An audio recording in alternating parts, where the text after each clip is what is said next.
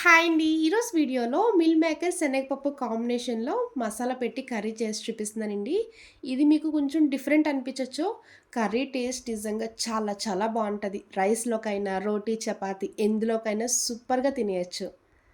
ఇలా మీరు curry చేస్తున్నప్పుడే non veg ఫ్లేవర్‌తో మంచి టేస్ట్ అనిపిస్తది. ఈ కర్రీ రుచయితే చికెన్, మటన్ మించుంటది. మేమైతే ఎక్కువగా వారం చేసుకునే టైంలోనే తింటామండి. ఎందుకంటే అప్పుడు చికెన్, మటన్, ఫిష్ లాంటివి ఏమి ఉండవు కదా! అప్పుడు ఈ కర్రీ చేసుకొని హ్యాపీగా సాటిస్ఫై అయిపోతాం. ఈ మసాలా కర్రీ ఎలా చేయాలో ఒకసారి చేసి చూపిస్తాను. తప్పకుండా ట్రై చేయండి. ఇప్పుడు శనగపప్పు మీల్ మేకర్ కర్రీ చేసుకోవడానికి ముందుగా శనగపప్పు నానబెట్టుకోవాలి.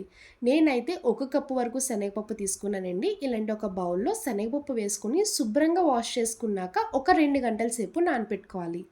నేనైతే కర్రీ చేసుకునే ముందే నానపెట్టేసుకున్నానండి. చూడండి పప్పు కూడా చక్కగా నానిపోయింది కదా! ఇలా నానపెట్టుకున్న పప్పుని పక్కన పెట్టుకోండి. ఈలోపు మీల్ మేకర్ బాయిల్ చేసుకోవచ్చు. ఇప్పుడు మిల్ మేకర్ తీసుకున్నప్పుడు ఒక కప్పు శనగపప్పుకి అదే కప్‌తో 2 కప్పులు మిల్ మేకర్ తీసుకోండి. మీకు కర్రీ క్వాంటిటీ కూడా కరెక్ట్‌గా వస్తది. తిన్నప్పుడు కూడా టేస్ట్ బావుంటది. నేనైతే పెద్ద సైజే మిల్ మేకర్ తీసుకున్నానండి. ఇలా కొంచెం పెద్ద సైజ్ అయితే మనకి చికెన్, మటన్ తిన్నంత ఫీల్ అనిపిస్తది. మీ దగ్గర చిన్న మిల్ మేకర్ ఉంటే చిన్నదైనా వేసుకోవచ్చు. ఇలా మిల్ మేకర్ తీసుకున్నాక వాటర్ వేసుకొని బాయిల్ చేసుకోండి. మిల్ మేకర్ ఇలా బాయిల్ అవుతున్నప్పుడే పావు టీ స్పూన్ సాల్ట్ వేసుకోవాలి. చూడండి బాయిల్ అవుతున్నప్పుడు సైజ్ కూడా కొంచెం పెద్దగా అవుతుంది కదా! ఈ మిల్ మేకర్ ఒక 1 మినిట్ వరకు బాయిల్ చేసుకుంటే సరిపోద్ది. చూడండి మిల్ మేకర్ కూడా చక్కగా బాయిల్ అయిపోయింది. ఇలా బాయిల్ చేసుకున్నాక ఈ మిల్ మేకర్‌ని ఒక బౌల్‌లోకి షిఫ్ట్ చేసుకోవాలి. ఎక్కువ సేపయితే అవసరం లేదండి. ఒక 1 మినిట్ అయితే సరిపోద్ది. మిల్ మేకర్ బాయిల్ చేసుకున్నాక అందులోనే శనగపప్పు కూడా బాయిల్ చేసుకోవాలి.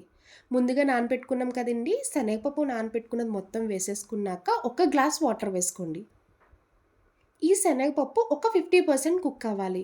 మీరు అనుకోవచ్చు డైరెక్ట్‌గా కర్రీలోనే కుక్ చేసుకొని బాయిల్ చేసుకుంటే సరిపోతది కదా అని. అలా అయితే కర్రీ టేస్ట్ అంత రుచి అనిపించదండి. ఇలా సెపరేట్‌గా బాయిల్ చేసుకున్నాకే అప్పుడు కర్రీ కుక్ చేసుకోండి. టేస్ట్ చాలా బావుంటది. ఇలా శనగపప్పు వేసుకొని బాయిల్ చేసుకోవాలి. పప్పు ఉడికేలోపు మసాలా పేస్ట్ రెడీ చేసుకోండి. ఇలాంటి ఒక మిక్సీ జార్ తీసుకొని 2 స్పూన్స్ ధనియాలు వేసుకోవాలి. హాఫ్ టీ స్పూన్ జీలకర్ర, 2 యాలక్కాయలు, 2 లవంగాలు, 1 దాల్చిన చెక్క వేసుకోవాలి. 5, 6 వరకు వెల్లుల్లి వేసుకోండి. చిన్నించి అల్లం తీసుకొని ఇలా కట్ చేసుకొని వేసుకోవాలి. మళ్ళీ మీరు అల్లం వెల్లుల్లి పేస్ట్ సెపరేట్‌గా వేసుకోనవసరం లేదండి. ఇలానే మసాలా పేస్ట్‌లో వేసుకొని డైరెక్ట్‌గా మిక్సీ చేసుకోవచ్చు. ఇవన్నీ వేసుకున్నాక కొంచెం వాటర్ వేసుకోండి. ఇలా వాటర్ వేసుకొని మూత పెట్టి మెత్తగా మిక్సీ చేసుకోవాలి. చూడండి శనగపప్పు కూడా ఇలాగా ఒక 50% కుక్ అయ్యే వరకు కుక్ చేసుకోవాలి. మీకు అంతగా డౌట్ అనిపిస్తే ఒక పలుకు తీసుకొని చెక్ చేసుకోండి. చూసారు కదా! ఇలా కుక్ చేసుకున్నాక ఇప్పుడు ఈ శనగపప్పుని పక్కన పెట్టుకోవాలి. ఇప్పుడు కర్రీ రెడీ చేసుకోవచ్చు. ఇప్పుడు స్టవ్ ఆన్ చేసి ఇలా కడాయి పెట్టుకున్నాక ఆయిల్ వేసుకోండి. ఆయిల్ హీట్ అయ్యాక పావు టీ స్పూన్ జీలకర్ర, 2 బిర్యానీ ఆకు వేసుకోవాలి. 4 మీడియం సైజ్ ఉల్లిపాయలు తీసుకొని ఇలా ముక్కల్లా కట్ చేసుకొని వేసుకోండి. 3 పచ్చిమిర్చి. ఉల్లిపాయ, పచ్చిమిర్చి వేసుకున్నాక కొంచెం పుదీనా కూడా వేసుకోండి. ఫ్లేవర్ బావుంటది. కర్రీ టేస్ట్ కూడా చాలా చాలా బావుంటది. ఉల్లిపాయ, పచ్చిమిర్చి వేసుకున్నాక లైట్ గోల్డెన్ కలర్ వచ్చే వరకు ఫ్రై చేసుకోవాలి. చూడండి ఉల్లిపాయలు ఈ విధంగా ఫ్రై చేసుకోవాలి.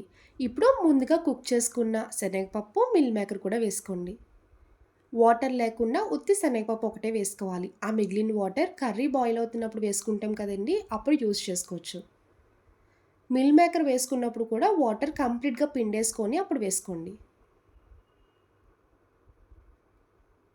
ఇలా శనగపప్పు, మిల్ మేకర్ వేసుకున్నాక ఒక 1 మినిట్ ఫ్రై చేసుకోవాలి. ఎక్సెస్ వాటర్ ఏమన్నా ఉంటే అబ్జార్బ్ చేసుకుంటది.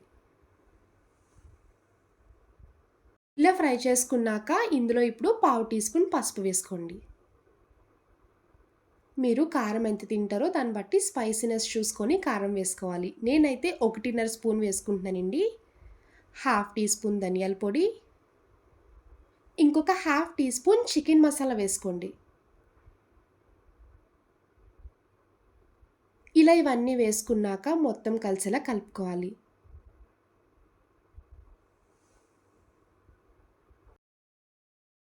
ఇలా ఫ్రై చేసుకున్నాక ఇప్పుడు ముందుగా మిక్సీ చేసుకున్న మసాలా పేస్ట్ వేసుకోవాలి. మసాలా పేస్ట్ వేసుకున్నప్పుడు 1 టీ స్పూన్ వేసుకోండి సరిపోద్ది. మరీ ఎక్కువ వేసినా కూడా ఘాటు ఎక్కువైపోద్ది. మీకు మసాలా పేస్ట్ మిగిలితే ఫ్రిడ్జ్‌లో పెట్టుకోండి. ఆలు కర్రీలో వేసుకోవచ్చు, చికెన్, మటన్ ఏ కర్రీలో కూడా వేసుకోవచ్చండి. ఫ్లేవర్ చాలా బావుంటది. టేస్ట్ కూడా బావుంటది.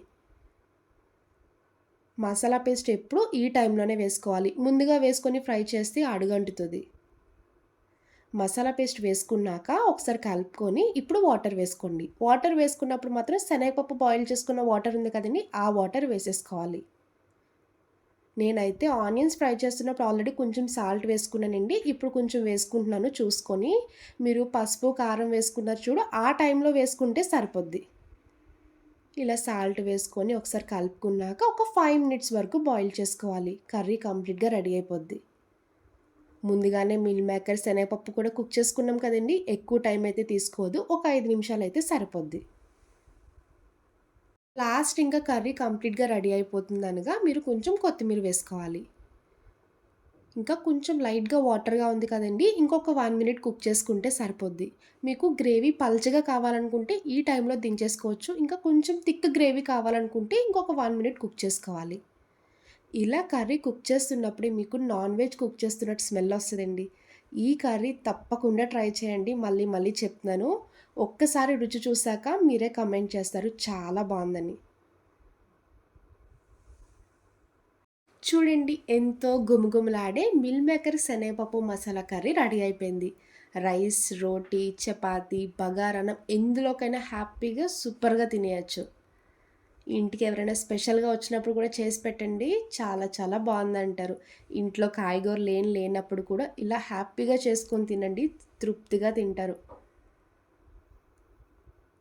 చూడండి మిల్ మేకర్ కొంచెం పెద్ద సైజ్ వల్ల చూడడానికి చికెన్ పీస్‌లా కనిపిస్తుంది కదా! ఇలా చేసి పిల్లలకి పెట్టేయండి. నిజంగా చాలా ఇష్టంగా తింటారు. చూసారు కదా! నా స్టైల్‌లో మిల్ మేకర్ శనగపప్పు కర్రీ. నా వీడియో మీకు నచ్చితే లైక్ చేసి షేర్ చేయండి. ఫస్ట్ టైమ్ నా ఛానల్ చూసే వాళ్ళైతే ప్లీజ్ నా ఛానల్‌ని సబ్స్క్రైబ్ చేయండి. బాయ్ అండి.